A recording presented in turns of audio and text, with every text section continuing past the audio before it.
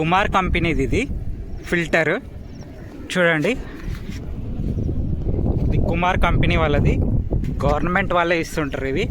దీంట్లో ఈ ball wall అయితే ఈరోజు ఇరిగిపోయింది. సంవత్సరం కూడా కాలేదు, సంవత్సరంన్నర అంతే.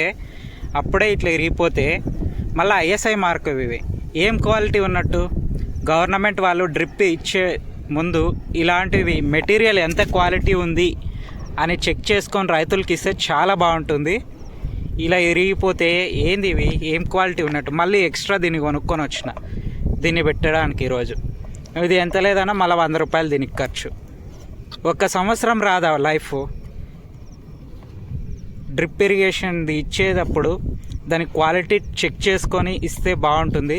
రైతులు కూడా చాలా హ్యాపీగా ఉంటారు. ఇట్లా చిన్న చిన్నవి పోయినప్పుడల్లా దాంట్లో ఖర్చు పెట్టుకోవాలంటే చాలా ఇబ్బంది, ప్లస్ టైంకి దొరకవు.